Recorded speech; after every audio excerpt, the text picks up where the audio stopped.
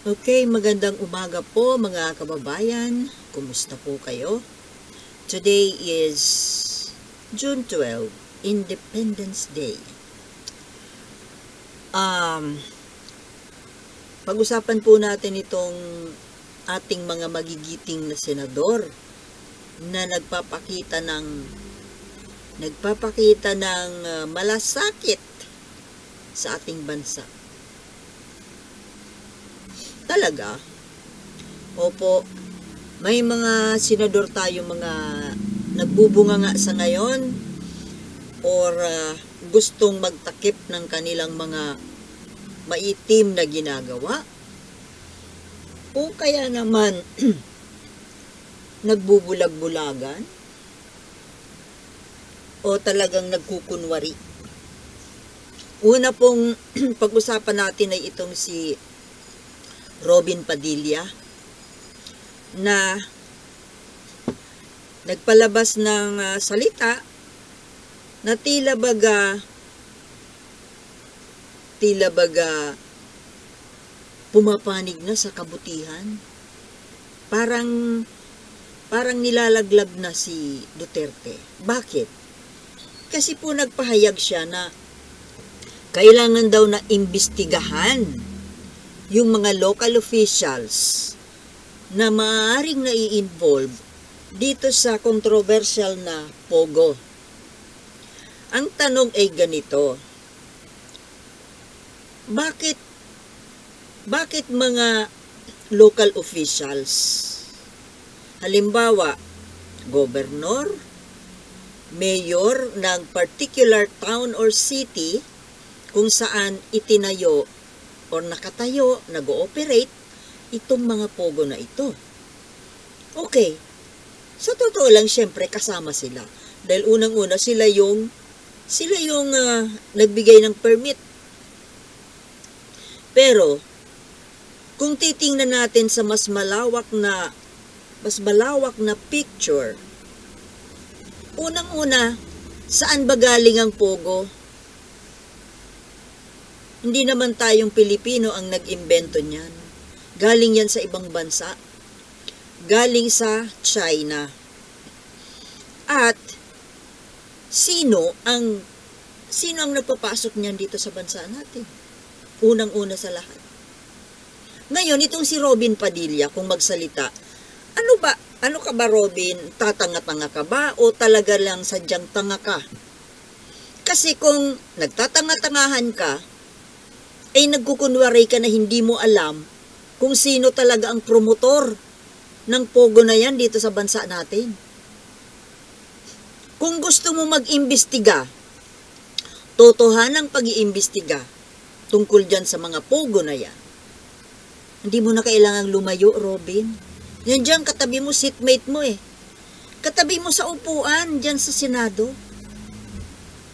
Kagrupo mo sa partido. Di ba? Mga kakampi mo sa PDP na lang, wala na, tinanggal na yung laban eh. Di ba, Robin? Huwag kang pabibo. Nagkukunwari ka lang, gusto mo lang sumakay dito sa controversial issue ng Pogo. Kunwari, you're on for your country. Kung talagang para sa bayan ka, Robin, bakit hindi mo alamin kung sino talaga ang protector at promotor ng Pogo na yan dito sa Pilipinas? Bakit hindi mo alam, Robin, na yung amo mo, yung kaisa-isa mong amo na si Digong Duterte, ang may pakananang lahat ng yan? With the partnership of Bongo and Bato de la Rosa. Marami kayo dyan eh. Sa totoo lang. Huwag ka magkunwari, Robin, sa totoo lang, kasali ka rin eh. Hindi kaya, alam nga naman na, kagrupo mo eh, hindi mo alam? Matagal nang usapin yan. Matagal nang pinag-uusapan. Sorry. At alam na ng buong bansa kung sino kung sino ang big boss ng Pogo dito sa Pilipinas. Kunwari ka pa. Kaya nga kamping-kampi ka dyan kay Duterte at sa China eh. Huwag kang magkunwari. Sa totoo lang nagkikinabang ka. Ano yan? Ano yung sinasabi mong imbestiga? Palabas lang, di ba? Nagpapabida ka na naman. Pero yung pagpapabida mo, nagpapakita lang na it's either na nagpa-plastic ka na naman or sadyang tanga ka talaga. Pero hindi po ka paniwala na nagtatanga-tangahan lang ito. O, tanga talaga siya. Kailangang alam niya yan. Nasa inner circle ka ng PDP, ng grupo ni Duterte. Imposibleng hindi mo alam yung mga transaksyon, mga illegal na negosyo ng boss mo. Pwede pa, Robin? Tumigil ka nga. Papogi ka na naman, hindi ka naman pogi eh. Alam niyo sa totoo lang si Robin Padilla nung artista pa ito, pogi naman to eh. Pero ngayon sa pinagagagawa niya, pangit na po ako sa kanya. Kulang na lang sungay eh. Sa totoo lang. Lalo pa pag yung nakabigote siya, mukha ng demonyo eh. Ngayon, ang isa pa dito. Ang isa pa. Itong nai-involve din ngayon dito sa expose tungkol dyan sa Pogo ng Porac, Pampanga na magpapaimbestiga rin. Magpapaimbestiga rin kung sino raw na mga opisyal, mga politiko ang involved dyan sa Pogo sa Porac, Pampanga. What? Kinakalagkad daw yung pangalan niya. Leon Guerrero, Lito Lapid. Isa ka ring mapagkunwaring tao eh. Kunwari ka pa. Kung ikaw ang talaga mag-iimbestiga, wala kayong mapapala. Anong resulta na magiging investigasyon mo? Siyempre, ligtas ka. Ikaw ang nag-iimbestiga eh. Alam nga naman. O, yung isang vlogger na tumira sa iyo eh, di ba? Pinapadala nyo ng mga pananakot, mga threat sa buhay niya. Naging ano ka na rin eh. Naging sindikato na rin ng utak eh. Palibasa kasi, alam mo, pag nasali ka sa mga sindikato, siyempre, hindi ka na makakawala dyan eh. Na, okay din naman kasi busog na busog ka sa pera eh. Pero yun na nga, hindi ka na makakawala. Ngayon, itong si Lito Lapid, na isa ring plastic, ngayon natuto ka na mag-imbestiga. Kasi na-involve yung pangalan mo. Bakit nung walang issue tungkol sa'yo, nung hindi pa nabubulgar, hindi pa na-expose na kasali ka rin pala, bakit ang tahitahimik mo doon sa investigasyon ni mga Senate hearing ni Risa Ontiveros tungkol sa Pogo? Samantalang ikaw dapat nga ang namamahala dyan sa hearing na yan dahil ikaw ang nasa gaming, Committee on Gaming and Amusement. Diba? Ang tahitahimik mo. Kung sa bagay, dapat lang naman nahimik kasi wala ka namang alam na sabihin eh. Kasi nga wala kang alam. Nandiyan ka lang sa Senado para maging protektor ng mga illegal dyan sa Porac, Pampanga. Tama hindi? O ako, padalhan mo rin ako ng threat. Hindi ba ako padadalhan yan kasi sino ba naman ako? Isa lang naman ako na pipitsuging vlogger na sa 10 ang nanonood. Hindi naman ako kilala. Hindi naman ako makikilala eh. Mini-maintain ko na lang itong channel ko eh. Alam ko hindi naman ako kikita dito. Mini-maintain ko na lang habang gumagawa ako ng isang bagong channel, nakikita ako. Wag lang mawala.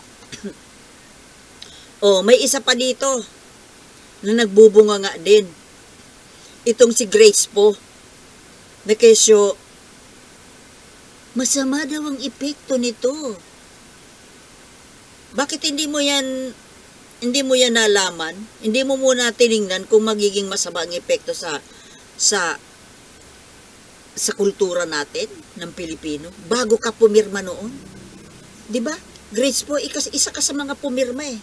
Alam mo, ang daming lamok dito. Isa ka sa pumirma. Kayo, ikaw, si Lito Lapid, even Sherwin Gatchalian pumirma din eh. Pero bakit ngayon ang ingay-ingay ni Sherwin Gatchalian? Mga bunganga ninyo mga senador kayo, puro kayo plastic eh. Puro mga mukhang pera ang mga to eh. Wala namang mga silbi ang mga yan eh. Real talk, mga kababayan, kayong mga nanonood sa akin ngayon. Sige nga, ano naman ang napapala natin dito sa mga senador na ito ngayon? Sige, sabihin mo nga, sabihin nyo, si Lito Lapid, ano ang pakinabang ng Pilipinas dyan? Anong pakinabang natin sa kanya? Anong batas naman ang naipasa niyan? Ano ang ginagawa niyan dyan? Ni hindi nga yan sumasali sa mga hearing. Pero ang tinatanggap niyan na sahod, pati pork barrel, by the millions, napupunta sa bulsa niya. Pero anong kapalit? Ano naman ang saysay? Ano ang napapala mo ikaw na isang simpleng mamamayang Pilipino na ikaw na bumoto din? Anong napapala natin dyan? Kahit na kay Grace po, ano napapala natin? Isa-isay na natin. Kay Nancy Binay, ano ang napapala natin dyan sa babaeng yan? Lalo na Robin Padilla, ano napapala natin? Even Jingo Estrada, Bong Revilla, ano napapala? Lalo na si Bongo. Yang hindi rin natin naririnig ang boses. Kasi, wala namang ilalabas sa bunganga na galing sa utak. Puro lang hakot ng pera ang mga yan eh. Kahit ito si Bato. Ano naman napapala natin dyan kay Bato? Puro lang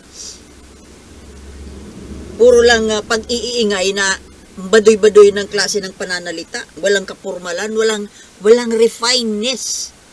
Walang hindi pang politiko eh. Nasanay po tayo sa imahe ng isang politiko na yung matalino, refined, articulate, yung makagaya ng mga senador noong araw. Mga senador noong araw, mga kapanahon na nila Marcos Sr., ang gagaling na mga senador noon. Kumbaga kung magkano man ang ipinapasahod natin sa mga senador na yon, bawi naman ng Pilipinas ang bansa.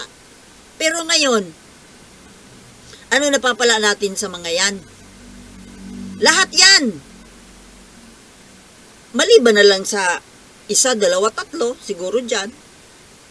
Kahit na si Chis Escudero, ano naman ang na-i-contribute ni Chis Escudero? Sige nga, kahit na kababayan ko yan.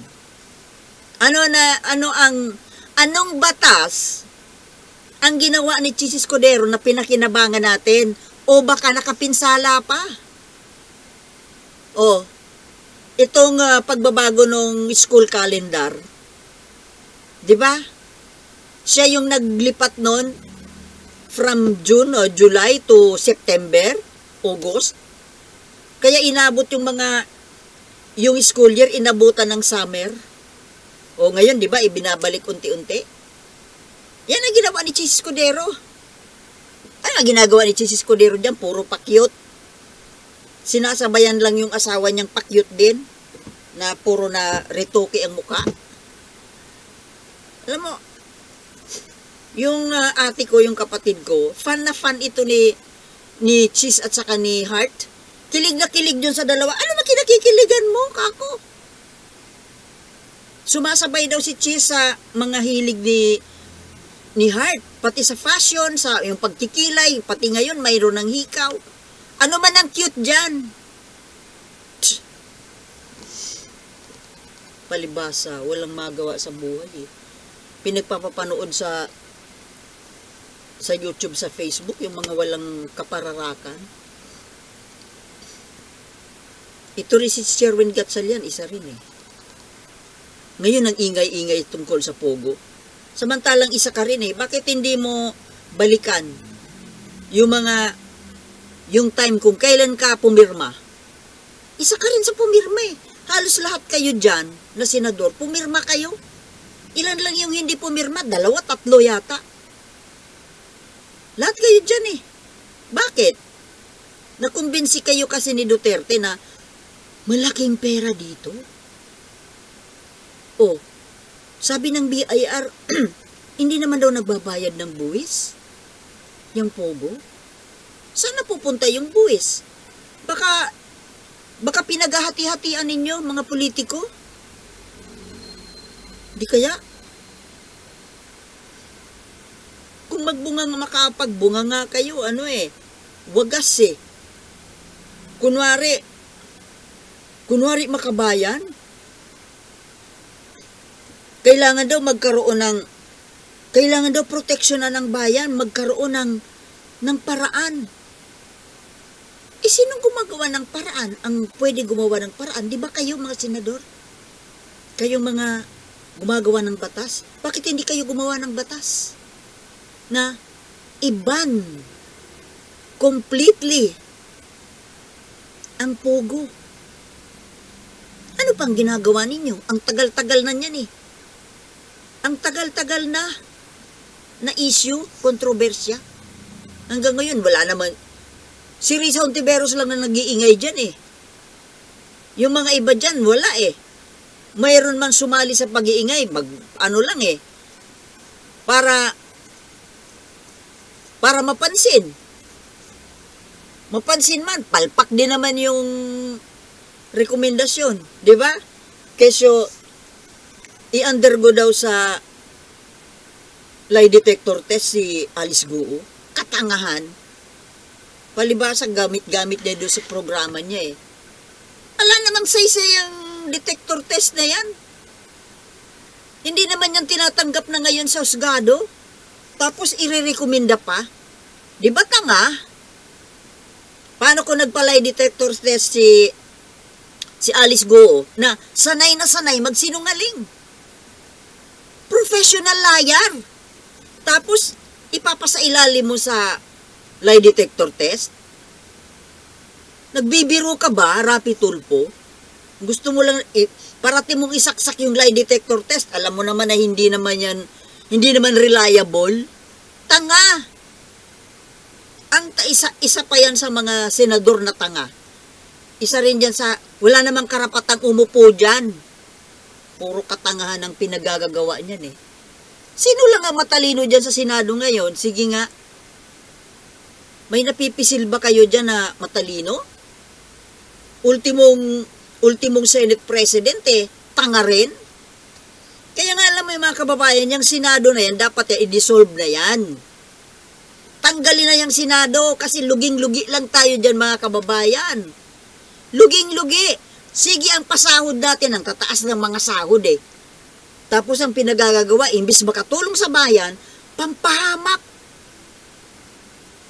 Ipinapahamak pa yung bayan natin. Kita mo, sino ba yung mga involved dyan sa Pogo? Even sa drugs. Mga nandiyan dyan sa loob ng Senado. Diba? Tama, hindi. Yun lang po mga kababayan. Yan lagi kong pinapaalala sa inyo na mahalin at ipaglaban ang ating bayan. Dahil ito lamang po ang nag-iisa nating tahanan. Wala nang iba. Diba?